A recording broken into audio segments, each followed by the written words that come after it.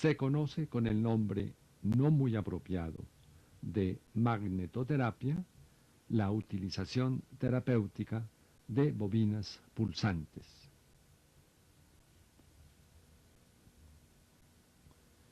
Dividiremos este curso en las siguientes partes. Primero, bases electrofísicas. Segundo, bases termodinámicas. Tercero, acciones biológicas de los campos magnéticos pulsantes. Cuarto, utilización terapéutica de las bobinas pulsantes. Quinto, casuística clínica.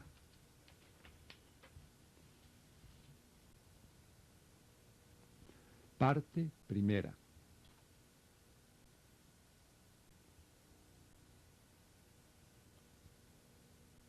Bases físicas.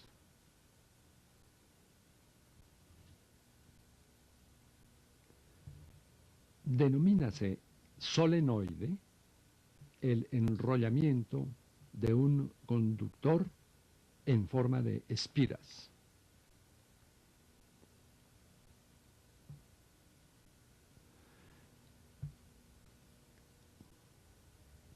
Si el solenoide 1 se conecta a una fuente de producción de corriente eléctrica 2, el flujo de esta corriente origina un campo magnético 3 en el exterior y otro 3' en el interior del solenoide.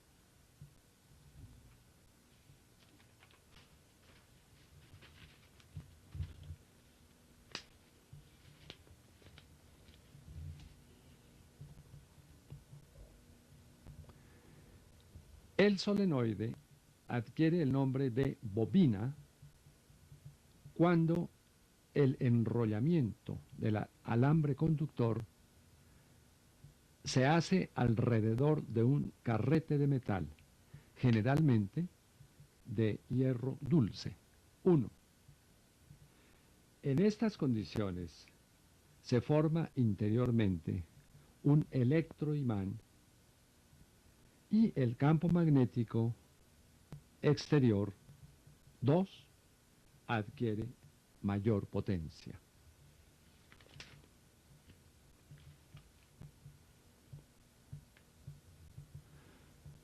Si la corriente que alimenta la bobina 1 se interrumpe en 2 un determinado número de veces por segundo, se origina un campo magnético pulsante 3.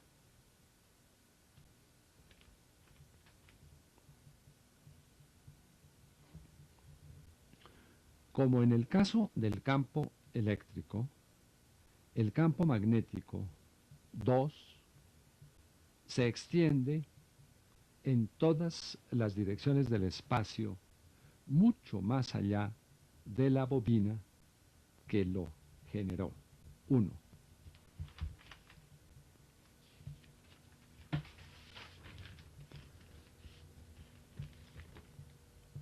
El concepto de intensidad en un campo electromagnético implica relacionar la fuerza y la intensidad de la corriente eléctrica utilizada con la longitud del alambre conductor en la bobina que lo generó.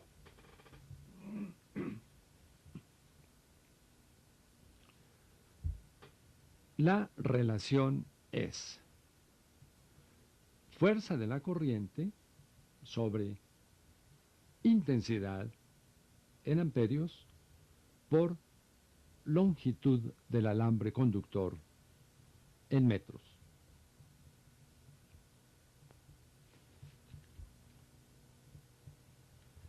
La fuerza de la corriente, como toda fuerza en física, según el sistema vigente de unidades internacionales, se expresa en newtons.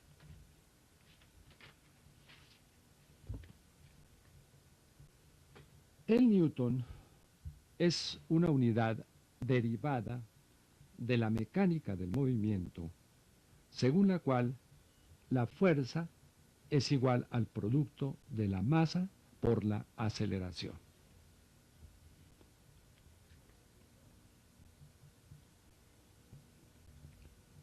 La unidad de fuerza, el newton, es la que hay que aplicar a un kilogramo para imprimirle una unidad determinada de aceleración que aquí no vamos a mencionar.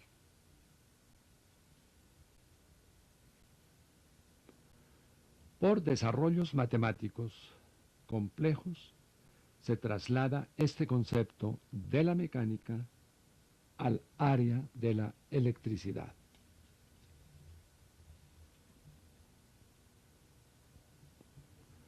Si trasladamos la relación ya mencionada de fuerza sobre intensidad por longitud igual a newtons sobre amperios por metros, al contexto de las unidades de medida, así, un newton sobre un amperio por un metro, nos surge el concepto de Tesla.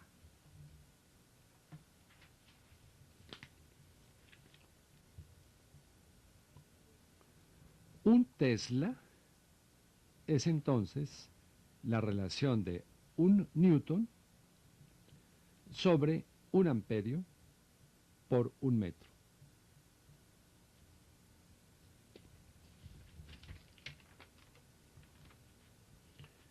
El Tesla es la intensidad del campo magnético generado en una bobina por una corriente eléctrica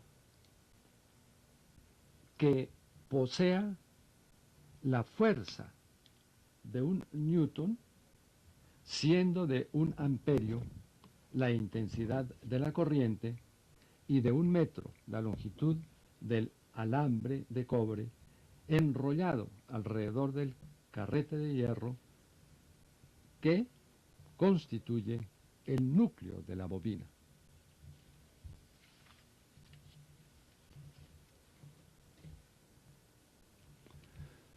El Tesla, como unidad de medida de la intensidad del campo magnético generado por una corriente eléctrica, resulta ser muy grande en biología.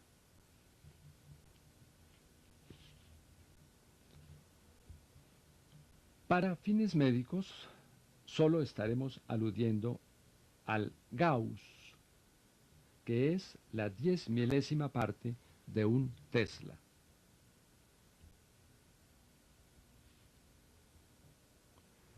Es decir, que un Gauss es igual a un Tesla por 10 a la menos 4.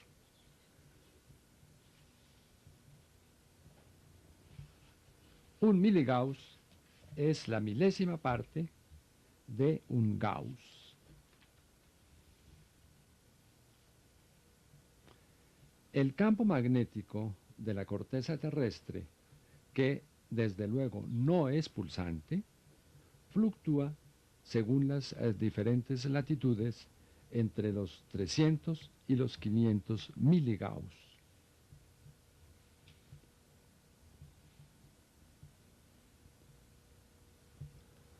Dos cargas eléctricas, K y K' del mismo signo, se repelen o se atraen, si son de signo contrario, con una fuerza que está en razón inversa del cuadrado de la distancia. Esta es la denominada ley de Coulomb.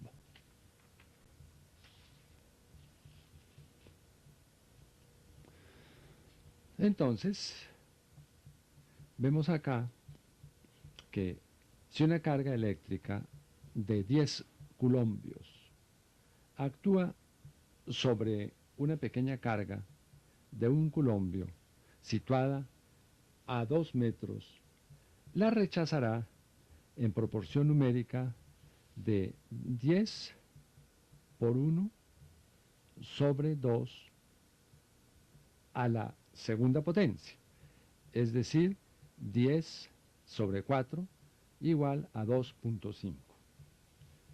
Ello quiere decir que la carga del campo eléctrico generado sería a esa distancia de 2.5 coulombios.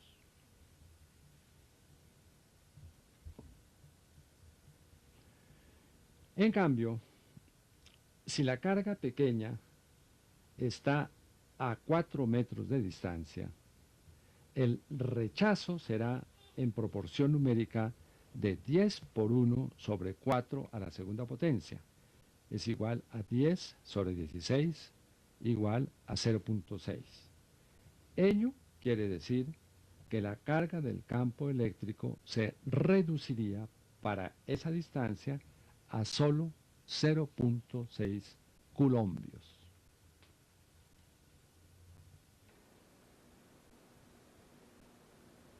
Este es un aparato de bobinas pulsantes que tiene una salida de 100 Gauss acá, con una frecuencia de 100 Hz, de 30 Hz.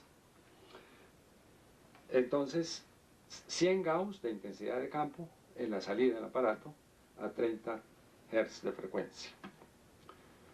Entonces, si colocamos un micrófono, una vez que ponemos en funcionamiento el aparato, a una distancia aproximada de unos 20 centímetros, entonces alcanzamos a percibir un sonido sumamente tenue emitido por el micrófono. Pero este sonido va aumentando en la medida en que nos vamos aproximando a la salida del aparato, que es donde se producen los 100 Gauss. De suerte tal que entonces, cuando ya nos aproximamos bastante, el sonido se vuelve muy considerable.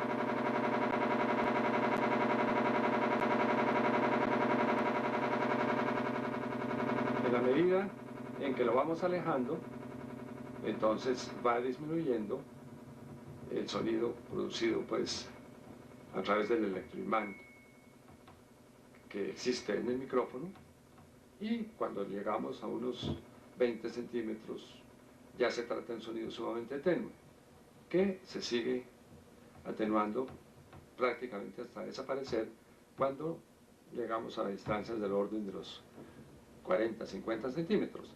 En general podemos decir que la profundidad en la cual se ejercen todavía acciones biológicas de un campo magnético, electromagnético pulsante, o de las bobinas pulsantes, es del orden de los 20 a 25 centímetros.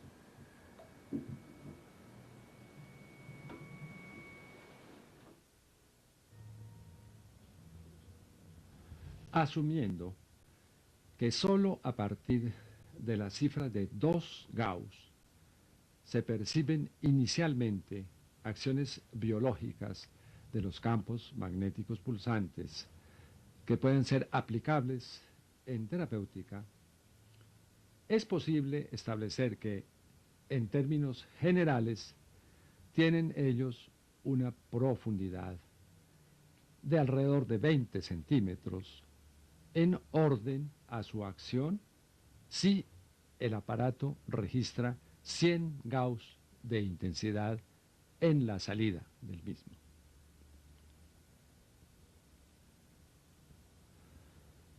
De este modo, una colchoneta con bobinas interiores que generan 100 Gauss en las áreas de cabeza, cuello, tórax, abdomen y extremidades, y en la cual yace el paciente, asegurará la presencia de un flujo magnético pulsante suficiente para originar respuestas terapéuticas en todo el organismo.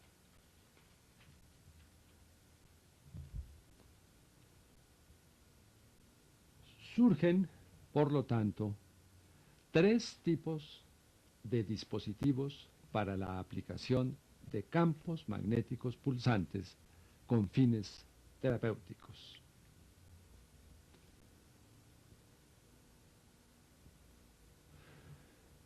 Una colchoneta que contiene las bobinas pulsantes dispuestas en la forma conveniente para incorporar en el respectivo campo magnético las diversas regiones del cuerpo del paciente: cabeza, cuello, tronco, extremidades. Para ello, el dispositivo se coloca sobre una silla o cama en la cual el paciente yace cómodamente.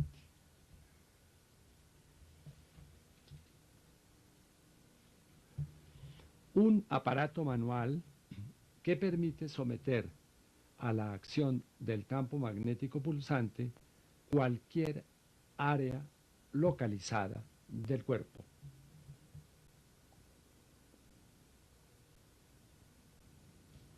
También existen dispositivos para la aplicación regional del campo magnético pulsante.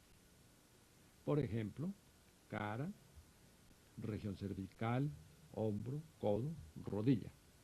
Resulta claro que esta aplicación puede ser reemplazada en la mayor parte de los casos por la del campo magnético local,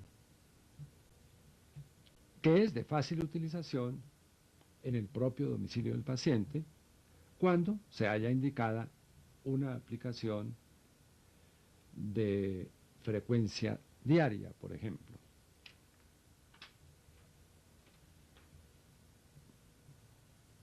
Las diversas publicaciones sobre el tema se refieren a intensidades de campo que fluctúan entre los 25 y los 100 Gauss en la salida del aparato.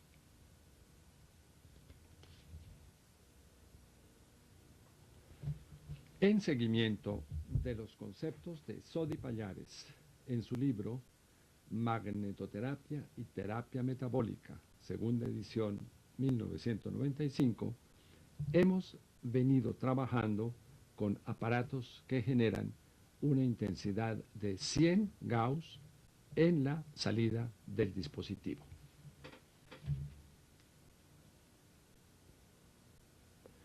La frecuencia de los ciclos de interrupción y paso de la corriente alterna se expresa en Hertz y fluctúa entre los 15 y los 50 Hertz para las diferentes modalidades de aparatos.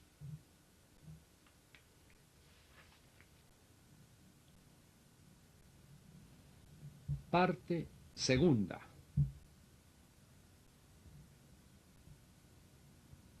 Bases termodinámicas.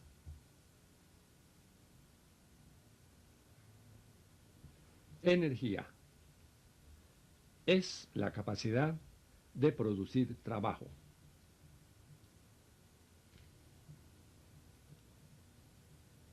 El estudio detenido del átomo nos lleva a la conclusión de que la configuración de la materia es, en última instancia, energética.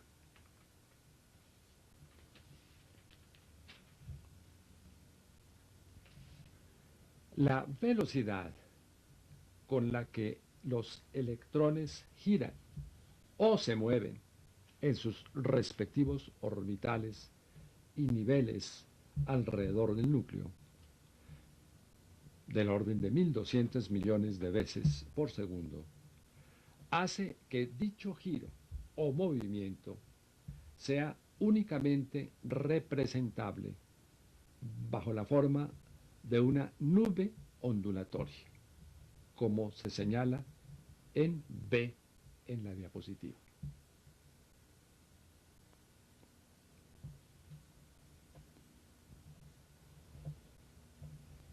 En la configuración ondulatoria de la corteza electrónica y del núcleo de los átomos se fundamentan la vibración y el movimiento molecular, que son la base de todas las reacciones químicas.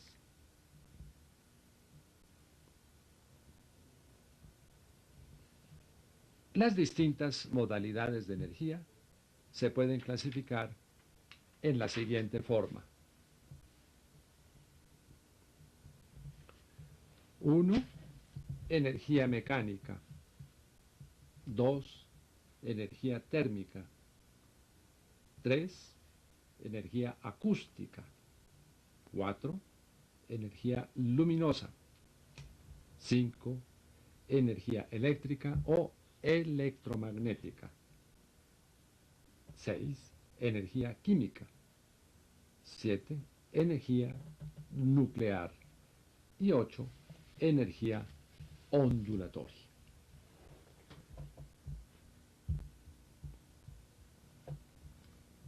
La termodinámica estudia las transformaciones o intercambios entre las diversas formas de energía.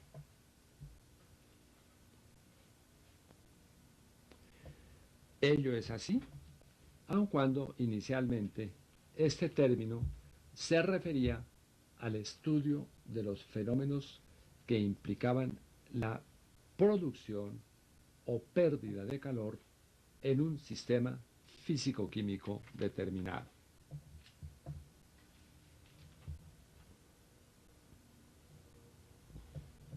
Del Sol proviene toda la energía que hace posible la vida sobre la Tierra.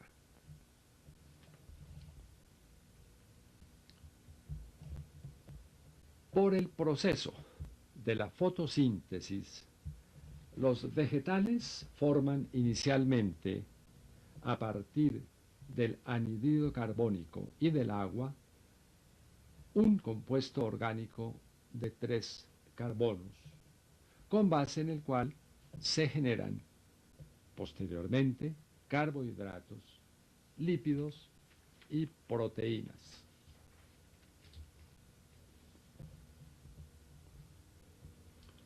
Las plantas y los animales son ingeridos por el hombre y los nutrientes son objeto de degradación, en el curso de la cual se liberan energía y sustancias básicas del metabolismo, a partir de las cuales se generan por biosíntesis los carbohidratos, los lípidos y las proteínas, que son ya las propias del cuerpo. El fenómeno de la biodegradación se representa aquí en su conjunto para el caso de la glucosa.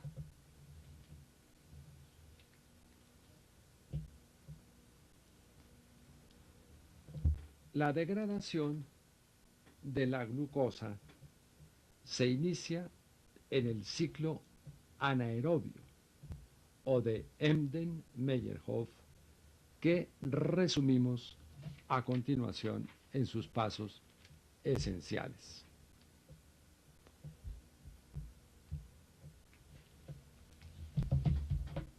Ellos son los de glucosa, glucosa 6-fosfato, dihidroxiacetona fosfato, ácido fosfoglicérico, ácido fosfopirúvico y finalmente ácido pirúvico. Los ciclos de degradación de los lípidos y las proteínas son muy complejos. En su fase anaeróbica conducen, en los dos casos, a ácido acetoacético.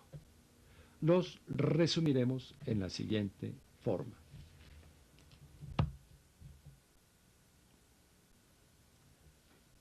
Lípidos, ciclos intermedios, ácido acetoacético. Proteínas, ciclos intermedios, que son numerosos. Y finalmente, ácido acetoacético.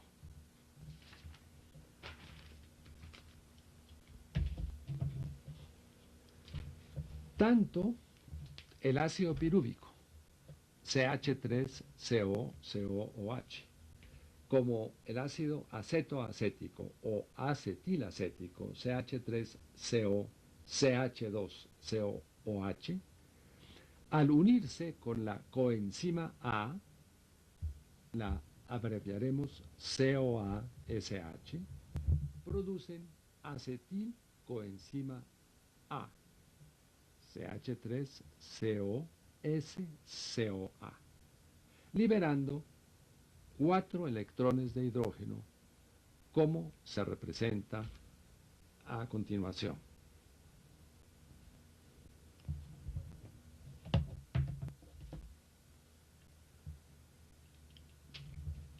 Dos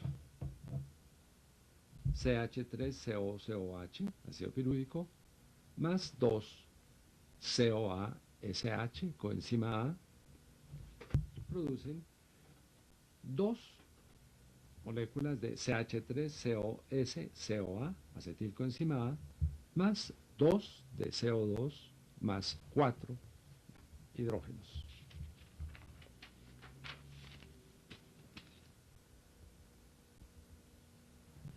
Así pues, los 3 tipos de nutrientes en la inmediata vecindad de las mitocondrias y ya en presencia del oxígeno, desembocan en el curso de su desagregación en un ciclo metabólico común que es el del ácido cítrico o ciclo de Krebs, que resumimos en la siguiente diapositiva.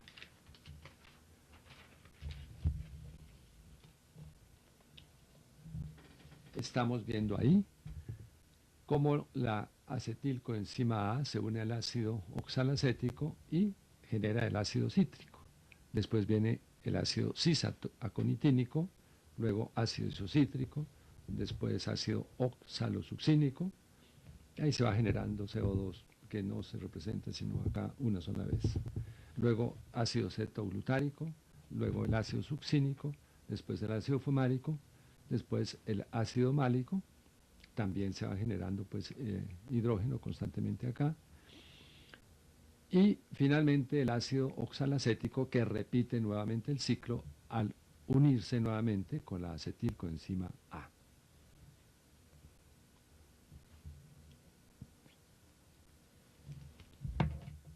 Ya en el interior de las mitocondrias tiene lugar otro proceso, que es el de la cadena de transporte de electrones.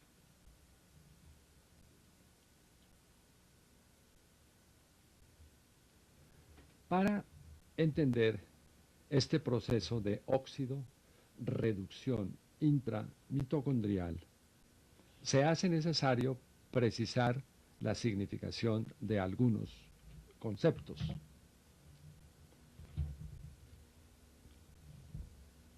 Denomínase equívoco un término o vocablo del idioma que tiene significaciones diversas.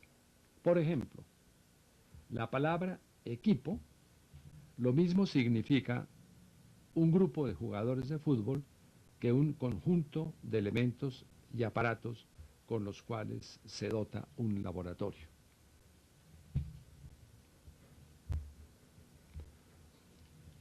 Aun cuando en el idioma de uso corriente buena parte de los vocablos son equívocos, en el lenguaje de la ciencia la mayor parte de los términos son unívocos, vale decir, de una sola significación.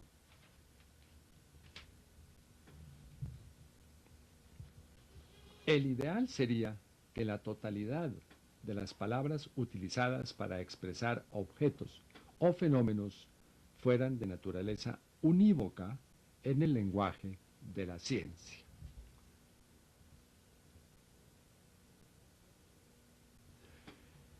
Ello, desafortunadamente, no es siempre así. Por ejemplo, la palabra oxidación es equívoca. y se utiliza en dos sentidos o significa dos cosas completamente diferentes entre sí, a punto tal que no tienen nada que ver la una con la otra.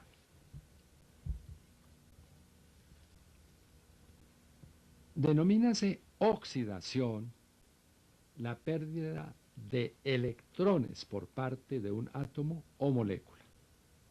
Los electrones perdidos lo son generalmente del nivel de orbitales más exterior, con relación al núcleo del átomo que los cede. Denomínase también oxidación la combinación de un elemento con el oxígeno.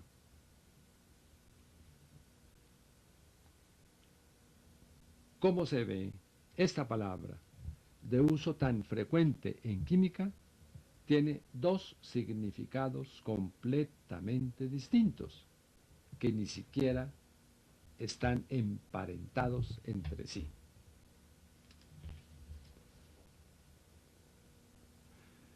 Sin embargo, el carácter equívoco del término oxidación es causa de frecuentes confusiones en fisiología.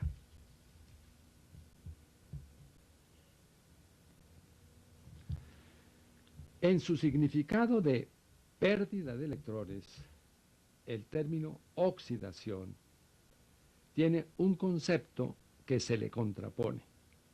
Tal es el de reducción, que significa ganancia de electrones.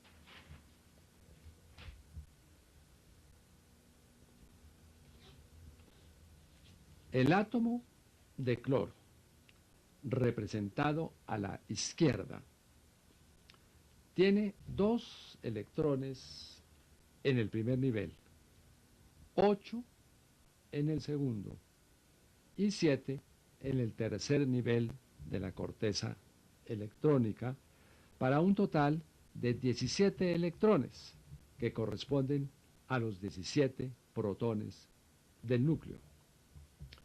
El átomo de sodio, a la derecha, también tiene 2 electrones en el primer nivel y 8 en el segundo, pero solo cuenta con un electrón en el tercer nivel, para un total de 11 electrones que corresponden a los 11 protones del núcleo.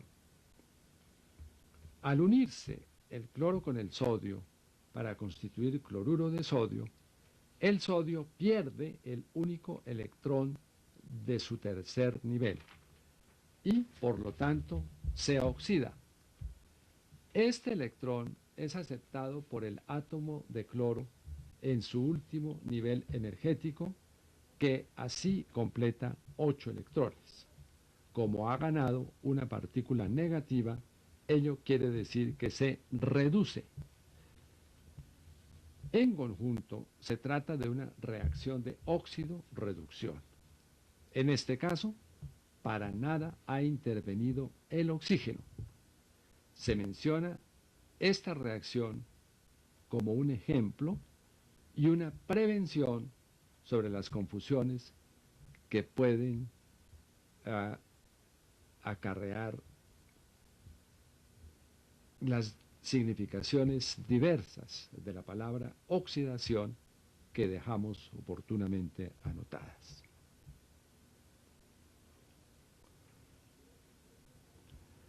Hecha la anterior aclaración, mencionaremos algunas de las proteínas que forman parte de la cadena de transporte de electrones en la membrana interior de la mitocondria.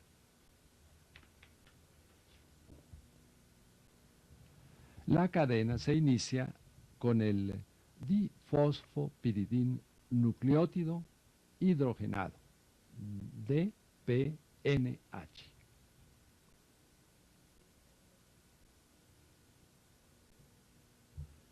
El difosfopiridin-nucleótido hidrogenado pierde un electrón de hidrógeno y por lo tanto se oxida. Este electrón de hidrógeno es aceptado por una flavoproteína que, por lo tanto, se reduce.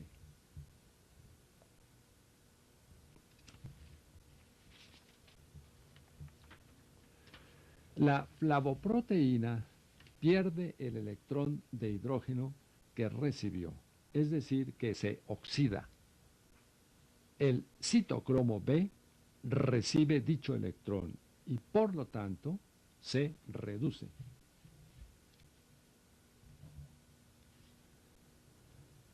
El citocromo B pierde el electrón de hidrógeno que recibió y por lo tanto se oxida. El citocromo C recibe dicho electrón y por lo tanto se reduce.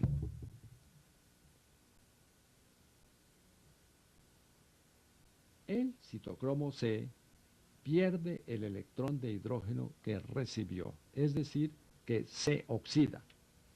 El citocromo A recibe dicho electrón y por lo tanto se reduce.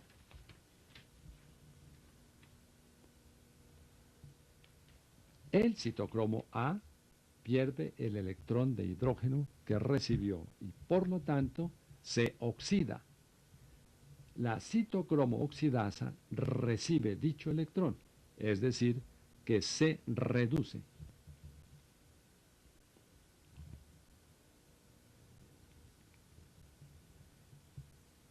El electrón de hidrógeno que se libera de la citocromo oxidasa ya no se une a otra proteína mitocondrial, sino que reacciona con el oxígeno produciendo agua.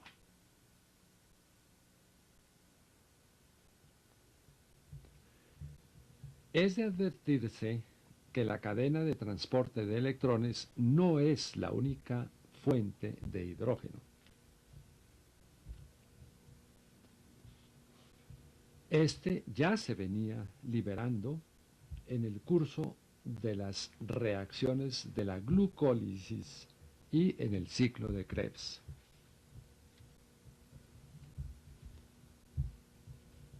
En la diapositiva se representa a la izquierda el átomo de hidrógeno que consta de un solo protón y un electrón.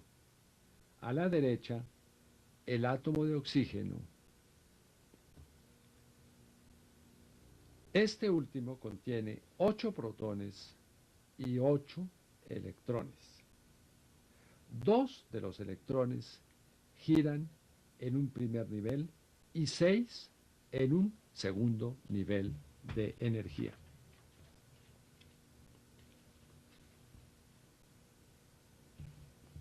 La molécula de agua está constituida por 2 átomos de hidrógeno y 1 de oxígeno. Al compartir los del hidrógeno, el átomo de oxígeno completa 8 electrones en su último nivel de orbitales.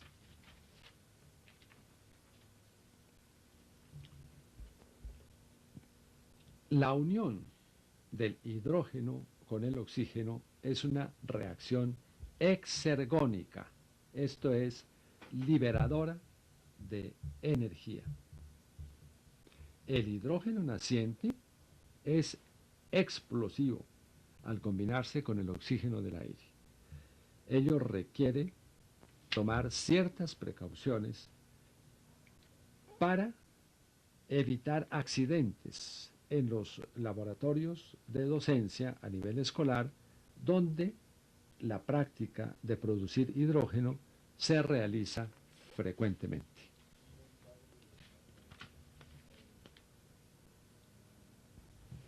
Esta energía liberada por la oxidación del hidrógeno es utilizada para producir la unión del adenina nucleótido al ácido fosfórico en una reacción endergónica o acumuladora de energía.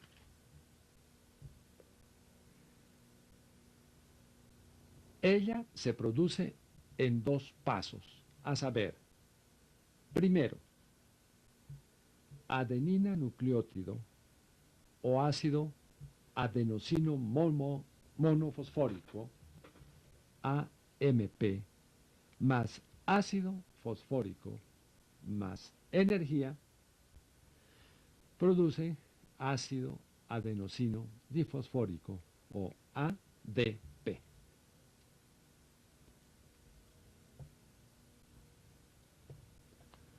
Abreviando el radical del ácido fosfórico en su representación por el símbolo del fósforo, P, representaremos esta reacción así. Con el número 1 estamos señalando un primer enlace de baja energía.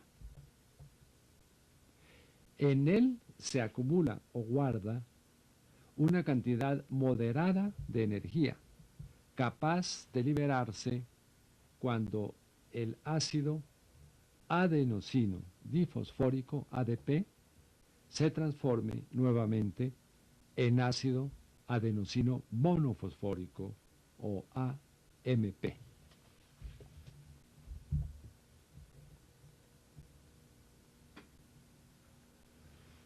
Segundo, ácido adenosino difosfórico ADP más ácido fosfórico más energía producen ácido adenosino trifosfórico o ATP.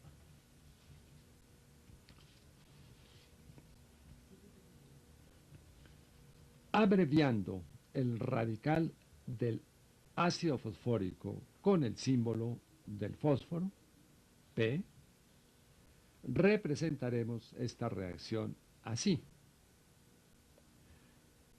ADP más P más energía producen ADP y otro enlace de fósforo, a saber ATP. Con el número 2 estamos señalando un segundo enlace de alta energía. En él se acumula o guarda una gran cantidad de energía capaz de liberarse cuando el ácido adenosino trifosfórico o ATP se transforme nuevamente en ácido adenosino difosfórico o ADP.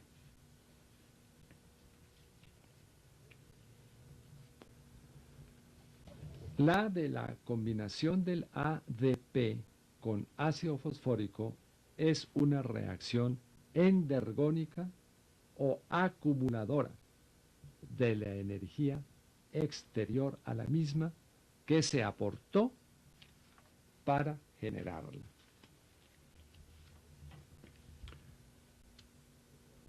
La del desdoblamiento del ATP en una molécula de ADP y un radical pirofosfato, vale decir, la del desprendimiento de un radical fosfato que estaba ligado al ADP por un enlace de alta energía, es una reacción exergónica, esto es, que libera energía, la cual queda disponible para producir trabajo.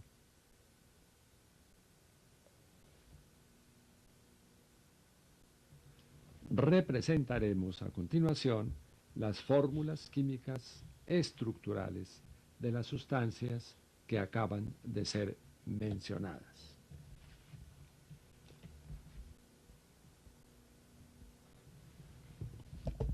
Ahí tenemos el nucleósido de adenina, configurado por la adenina a la izquierda y la ribosa, representada a la derecha. Hablamos de nucleósido porque es la unión de una base purínica con la ribosa. Si se uniera ya el ácido fosfórico, se denominaría nucleótido con T y no con S.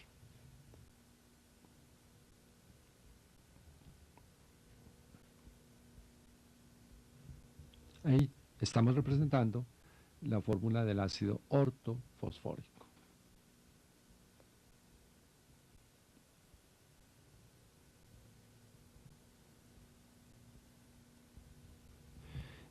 Y acá la del ácido adenosino monofosfórico, o AMP. Entonces tenemos la adenosina y luego el monofosfato. Veamos otra vez que en la adenosina tenemos a la izquierda la adenina y a la derecha la ribosa. Todo eso está dentro de un cuadro grande a la izquierda. Y por medio del oxígeno viene la unión con el resto del radical del ácido fosfórico para configurar el monofosfato de adenosina, o AMP.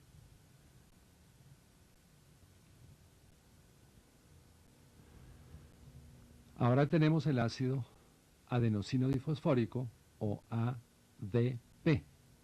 De nuevo tenemos a la izquierda la adenosina, configurada por la unión de la adenina con la ribosa, y a la derecha ya no se trata de un solo radical fosfato, sino de dos, y por lo tanto tenemos un radical difosfato, de suerte tal que tenemos la adenosina difosfato o ácido adenosino difosfórico, o ADP.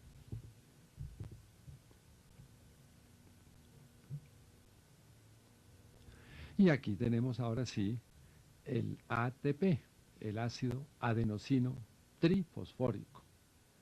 A la izquierda, nuevamente la adenosina, es decir, adenina y ribosa. Pero a la derecha ya no son dos, sino son tres los radicales fosfato, de suerte tal que entonces tenemos que es una adenosina trifosfato. Por eso se trata entonces de una serie de enlaces de alta energía, uno de mediana y otro de alta energía, todos a base del radical fosfato, y en conjunto del ácido adenosino trifosfórico, o ATP, que tanta importancia tiene en biología.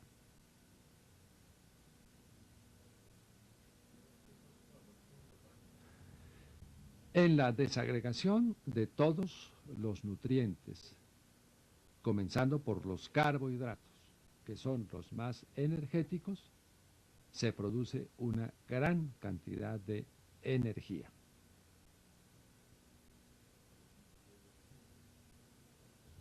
Parte de ella genera directamente calor y sirve para proporcionar a la célula la temperatura que requiere para su funcionamiento.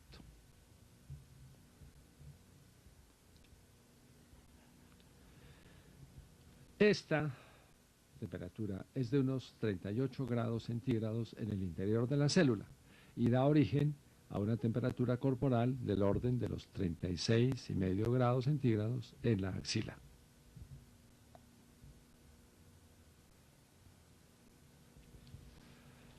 Esta es la parte de la energía que, en el caso de las máquinas, se pierde en forma de calor.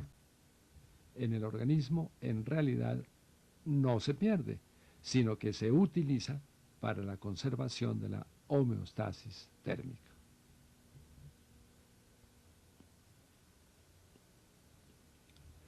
La mayor parte de la energía liberada se almacena en forma breve, provisional e instantánea, bajo la forma de las moléculas de ATP que continuamente se generan en las mitocondrias.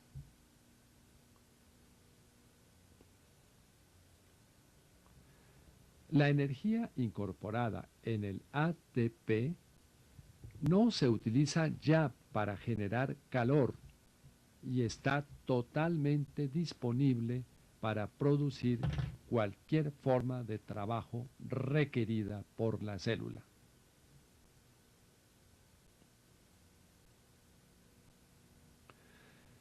Se denomina, por lo tanto, energía libre, por responder al concepto de energía total disponible, enunciado por William Gibbs, uno de los fundadores de la termodinámica, 1839-1903, denomínase también energía libre de Gibbs.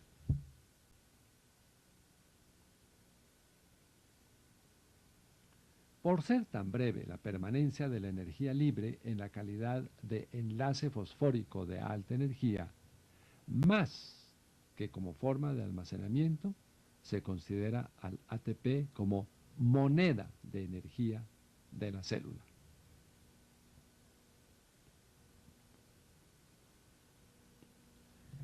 En la diapositiva proyectada se hace una síntesis de la producción de energía celular por desagregación de los nutrientes. Solo se alude a la energía libre y no a la energía directamente expresada como calor. Es de advertirse que los carbohidratos son los nutrientes principalmente responsables del proceso energético. Allí estamos viendo entonces cómo la glucosa, los lípidos y las proteínas, a través de determinados ciclos intermedios, que en el caso pues de la glucosa son la glucólisis anaerobia, y de otros intermediarios químicos que son, para el caso de la glucosa, el ácido pirúvico, y para los lípidos de las proteínas, el ácido acetoacético, acético, van a confluir al ciclo de Krebs. Y a él se agrega luego la cadena de transporte de electrones para que, en definitiva, se combinen moléculas de hidrógeno con el oxígeno, produciendo en una reacción altamente exergónica una gran cantidad de energía que sirve para, a partir de las moléculas del ácido adenosino difosfórico con un radical fosfato, generar moléculas de ATP, como se señala en la diapositiva abajo a la derecha.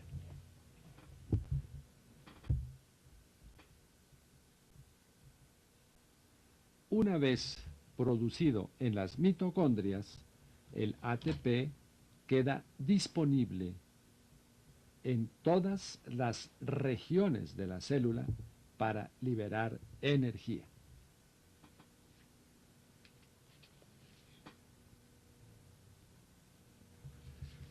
En la diapositiva se transcribe parcialmente arriba la fórmula del ácido adenosino trifosfórico, ATP. La flecha señala el enlace de alta energía. Al desprenderse el último fosfato con liberación de energía, abajo quedan el ácido adenosino difosfórico o adenosina difosfato, ADP, y el radical pirofosfato. Este último queda a su vez en inmediata disposición para unirse o al AMP, produciendo ADP, o al ADP, regenerando ATP.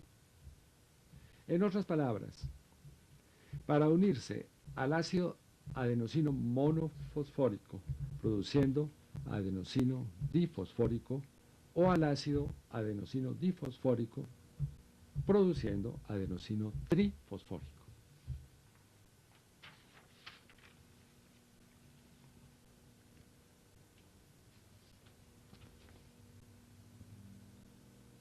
Ahora se transcribe en forma simplificada la reacción exergónica, en la cual el ATP, liberando energía, se convierte en ADP o adenosino difosfato y un radical pirofosfato.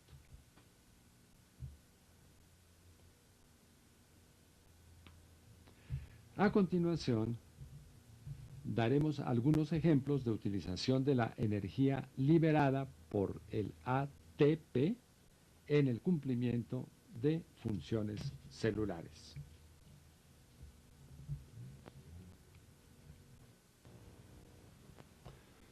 Primero, funcionamiento de las bombas iónicas.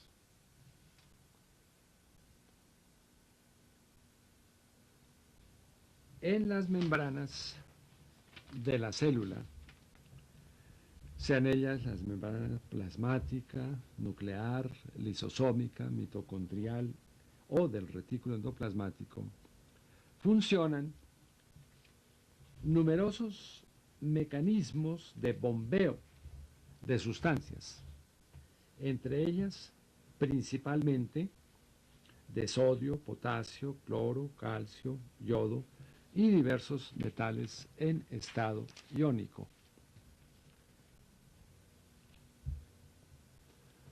Tomaremos como ejemplo la bomba de sodio-potasio, cuyo funcionamiento es el principal responsable del potencial transmembrana de reposo.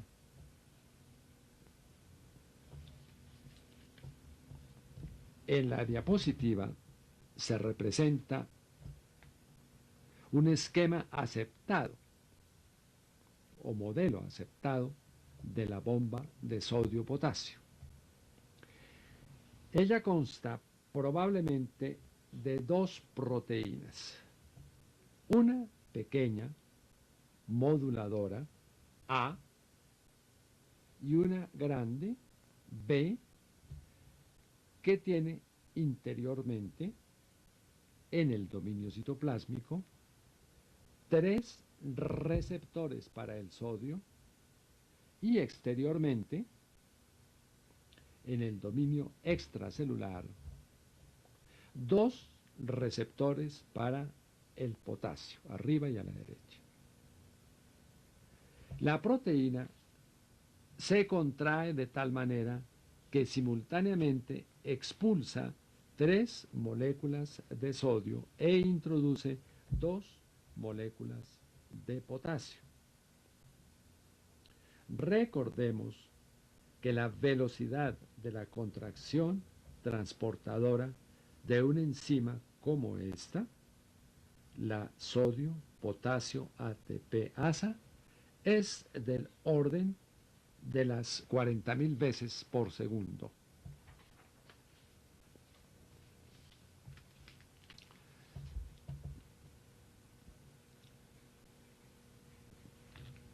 La de sodio-potasio es una bomba de gran importancia, pero es un ejemplo de las numerosas existentes.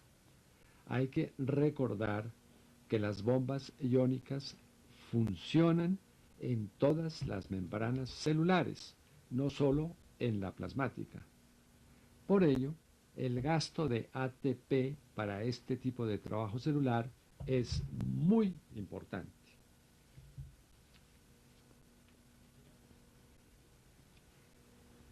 Segundo, actividad de los ribosomas en la síntesis proteica.